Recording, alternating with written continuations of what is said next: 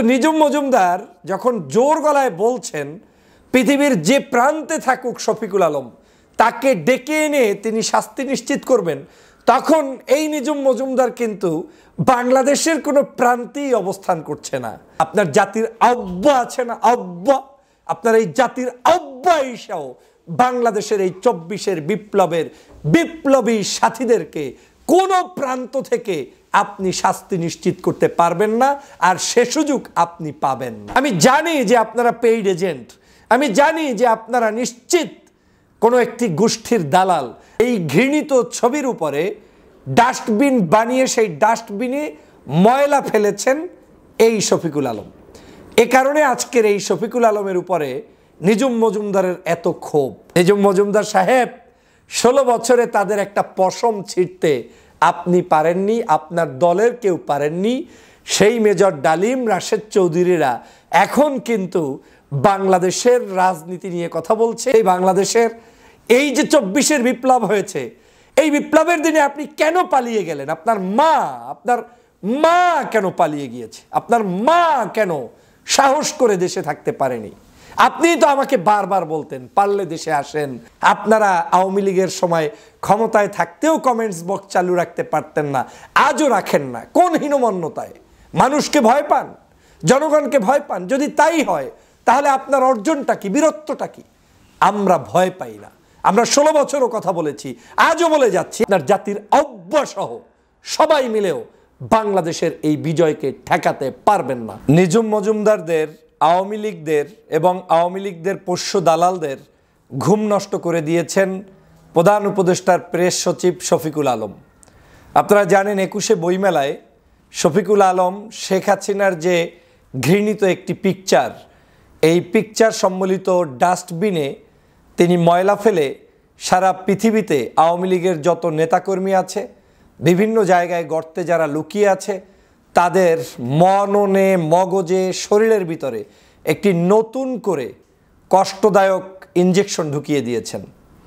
শফিকুল আলমের এই বক্তব্যের পরে, শফিকুল আলমের এই কর্মসাধনটির পরে, শফিকুল আলম যখন মিডিয়ার সামনে প্রকাশ্যে দিবালোকে ডাস্টবিনে ময়লা ফেলে জাতির কাছে শেখ হাসিনার ঘৃণিত পিকচারটি আবার তুলে ধরেছেন, তখন আওয়ামী পাড়ায় এখন হতাশার ছাপ। নিশ্চয়ই আপনারা জানেন বাংলাদেশের আওয়ামী লীগের পেইড এজেন্ট এবং আওয়ামী লীগের বিভিন্ন ধরনের অর্থ সম্পদ লোপাটকারী যেই সকল ব্যক্তিরা রয়েছেন, যাদেরকে ছাপাই গিয়ে বিভিন্ন সময় যারা বিতর্কিত হয়েছেন, আওয়ামী লীগের আমলে যারা অনলাইনে অ্যাক্টিভিস্ট হিসাবে কাজ করতে গিয়ে বাংলাদেশের প্রখ্যাত ইসলামিক স্কলারদেরকে বিতর্কিত করেছেন, বাংলাদেশের বিখ্যাত রাজনৈতিক দলগুলোকে বিতর্কিত করেছেন, বিএনপি, জামাত, চরমনাই সহ এমনকি বাংলাদেশের আরও ছোট ছোট রাজনৈতিক দলকে যারা নিয়মিত কটূক্তি করতেন, তার মধ্যে অন্যতম এই নিজুম মজুমদার। মজুমদারের এখন ঘুম নষ্ট হয়ে গিয়েছে।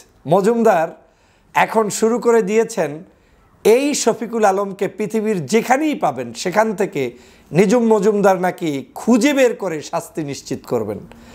একমাত্র একজন ব্যক্তি যার কোনো রেহাই নাই, নিজুম মজুমদারের ভাষ্য অনুযায়ী বাংলাদেশের কিছু কিছু ব্যক্তিদের তালিকা যারা কোনোদিন মুক্তি পাবে না, যারা কোনোদিন মাপ পাবে না, যারা কোনোদিন ক্ষমার অযোগ্য, যাদেরকে ক্ষমা করবেই না, সে পৃথিবীর যে প্রান্তেই থাকুক তাকে টেনে এনে তারা শেষ করবে, খেয়ে ফেলবে, মেরে ফেলবে, কিংবা তার ভাষ্য অনুযায়ী কোনো রেহাই তাদেরকে দিবে না। তার মধ্যে একজনের নাম এই নিজুম মজুমদার প্রকাশ করেছেন, তিনি হচ্ছেন শফিকুল আলম। কেন প্রকাশ করেছেন? এই শফিকুল আলম কি শেখ হাসিনার মতো খুন করেছেন, মানুষ মেরেছেন, গুম করেছেন, হত্যা করেছেন, কিংবা শেখ হাসিনার সন্তানরা যেভাবে ধর্ষণ করেছে, বিভিন্ন জায়গায় মানুষদেরকে নিপীড়ন করেছে, তা করেছেন? না, শুধু একটি কাজ করেছেন, সেটা এই ঘৃণিত ছবির উপরে ডাস্টবিন বানিয়ে সেই ডাস্টবিনে ময়লা ফেলেছেন এই শফিকুল আলম। এ কারণে আজকের এই শফিকুল আলমের উপরে নিজুম মজুমদারের এত ক্ষোভ। কিন্তু নিজুম মজুমদার যখন জোর গলায় বলছেন পৃথিবীর যে প্রান্তে থাকুক শফিকুল আলম তাকে ডেকে এনে তিনি শাস্তি নিশ্চিত করবেন, তখন এই নিজুম মজুমদার কিন্তু বাংলাদেশের কোনো প্রান্তেই অবস্থান করছে না। এই ৬৪,০০০ বর্গমাইল ৫৬,০০০ বর্গমাইলের কোনো প্রান্তে তাকে খুঁজে পাবেন না। চট করে আসা নেত্রী শেখ হাসিনার মতো করে চট করে ঢোকার জন্য কোনো প্রিপারেশন নিয়ে নিজুম মজুমদার কিন্তু বসে নেই। তিনি কিন্তু সেই সুদূর বিদেশে বসে সেখান থেকে হুঙ্কার দিচ্ছে কি, যে আজকের এই শফিকুল আলমকে যেখানেই থাকুক দেশে এনে আজ হোক কাল হোক মৃত্যুর আগে নাকি তার বিচার করবে। আমি শুধুমাত্র একটা এক্সাম্পল দিতে চাই।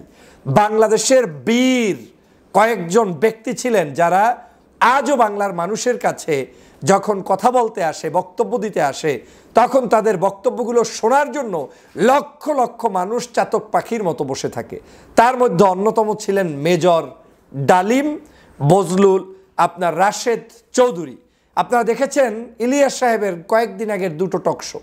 এই অনলাইনে তিনি যখন টকশো কিংবা আলোচনার আয়োজন করেছেন, তখন দুজন ব্যক্তির, মেজর ডালিমের সেই লাইভটি একত্রে প্রায় ৮ লক্ষ মানুষ দেখতে ছিল, এবং এই রাশেদ চৌধুরীরও লাইভটি প্রায় ১ লক্ষে একসাথে প্রায় একত্রে ২-৩ লক্ষ মানুষ দেখেছিল কিংবা কম বেশি দেখেছিল। এখন সেটা হয়তো মিলিয়ন মিলিয়নে দুজনের ভিউ হয়ে গিয়েছে। সেই মানুষ দুজন কিন্তু তোমরা পৃথিবীর যেখান থেকে পারো সেখান থেকে খুঁজে এনে ১৬ বছরে বিচার করার কথা ছিল। নিজুম মজুমদার সাহেব ১৬ বছরে তাদের একটা পশম ছিঁড়তে আপনি পারেননি, আপনার দলের কেউ পারেননি। সেই মেজর ডালিম, রাশেদ চৌধুরীরা এখন কিন্তু বাংলাদেশের রাজনীতি নিয়ে কথা বলছে, ১৫ই আগস্ট নিয়ে কথা বলছে, দেশ বিদেশের সকল রাজনৈতিক বিষয়ে তারা কথা বলছে। শোনেন, পায়ের তলার মাটিটার সম্পর্কে আগে জেনে তারপরে বক্তব্য দিতে আসবেন। আমি জানি যে আপনারা পেইড এজেন্ট, আমি জানি যে আপনারা নিশ্চিত কোনো একটি গোষ্ঠীর দালাল, আমি জানি যে আপনার মূল মাকাম হচ্ছে এই দেশে সেই দেশে নয়, আপনার হচ্ছে ওই পার্শ্ববর্তী দেশ, দাদাবাবুদের দেশ। সে কারণেই আপনাদের সকল পোস্টে, আপনাদের সকল কার্যক্রমে তাদের প্রশংসা ছাড়া আর কিছুই বাংলাদেশের জন্য নেই, বরং বাংলাদেশের ভালো ভালো মানুষ নিয়ে আপনারা বিতর্কিত বক্তব্য রাখেন।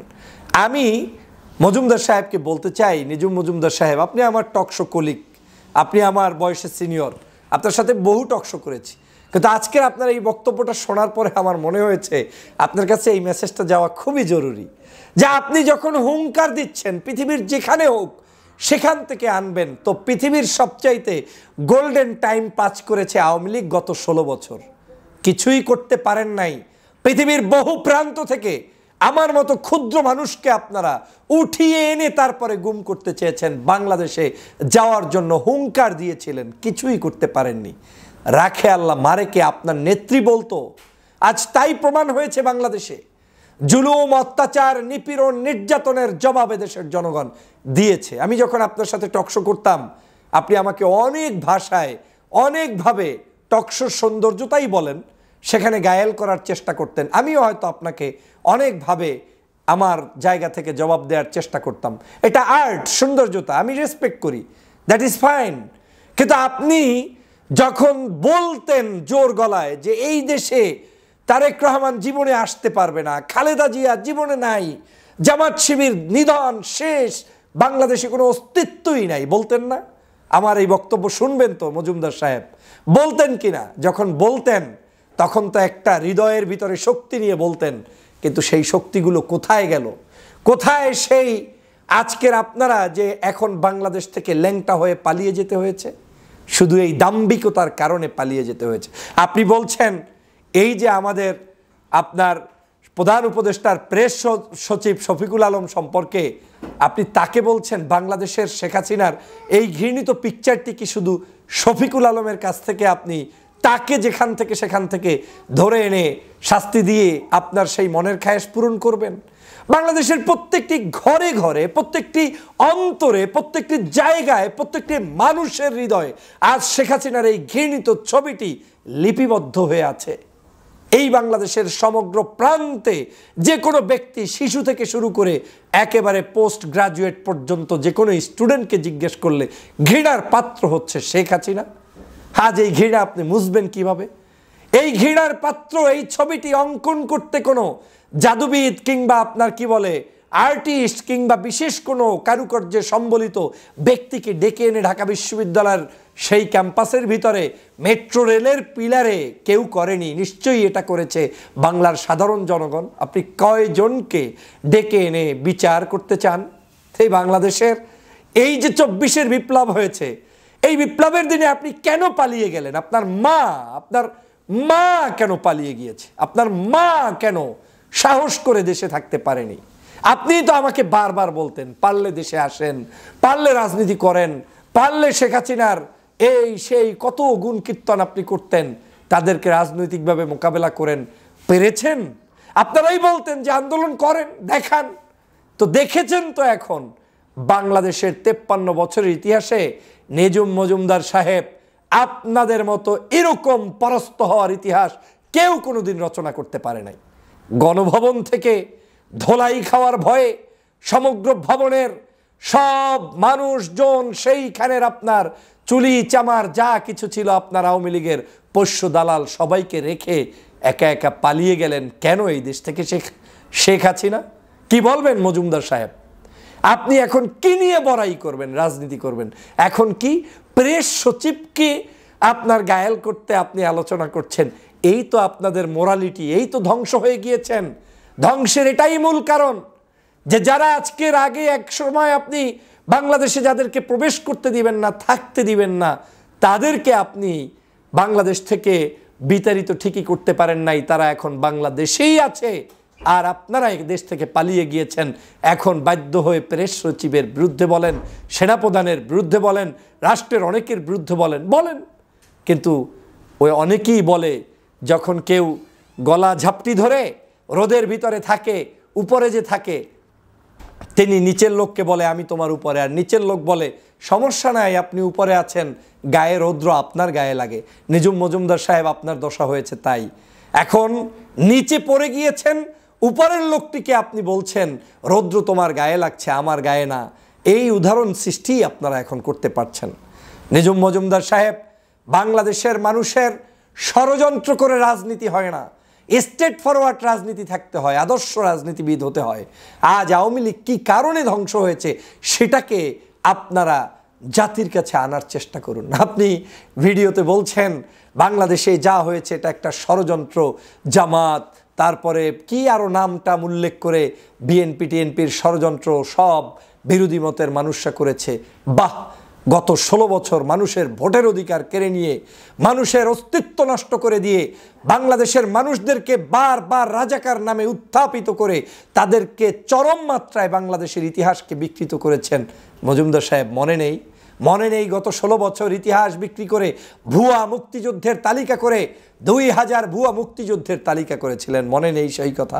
মনে নেই আপনার চোখের সামনেই আপনার কলিগরা টকশোতে আমাকে বলতো দেশদ্রোহী, রাজাকার, আলবদর, অথচ আমি স্বাধীনতার কত বছর পরে জন্ম নিয়েছি, 1987 সালে। এসব কথা কি আপনার মনে পড়ে না? আওয়ামী লীগ যা করেছে সেটার রিটার্ন ব্যাক তারা পেয়েছে। এই আওয়ামী লীগ আবারও আসবে, আসতেই পারেন আপনারা, আসেন না, আমরা তো আসার অপেক্ষায়, we are waiting for you. আপনি আসেন, আপনাদেরকে ওয়েলকাম জানাতে চাই। কেন আসেন না আপনি? আপনার নেত্রী কেন আসে না? আপনারা আসবেন। আমি আপনাকে বলতে চাই, আপনি হুঙ্কার দিয়েছেন তো যে শফিকুল আলম সহ কিছু মানুষকে আপনারা টার্গেট করেছেন, যাদেরকে জাতির যেখানে থাকুক সেখানে আনবেন। আমি আপনাকে একটা সুন্দর ভাষায় বলে যেতে চাই, আপনার জাতির আব্বা আছে না, আব্বা, আপনার এই জাতির আব্বা হিসাও বাংলাদেশের এই 24-এর বিপ্লবের বিপ্লবী সাথীদেরকে কোনো প্রান্ত থেকে আপনি শাস্তি নিশ্চিত করতে পারবেন না, আর সে সুযোগ আপনি পাবেন না। শুধু পারবেন একটাই, বাংলার মানুষের ঘৃণায় ঘৃণিত হয়ে আপনারা মানুষের এই খারাপ দিকগুলো রিসিভ করার জন্য অপেক্ষা করবেন। ভালো কিছু আপনারা পাবেন না। অপেক্ষা করেন, পোস্ট করেন ফেসবুকে, আমাদের ফেসবুক পেজ, ইউটিউব সব ওপেন। কোনো জায়গায় আমরা এখন পর্যন্ত কোনো একটা কমেন্টস বক্স জীবনে বন্ধ করিনি।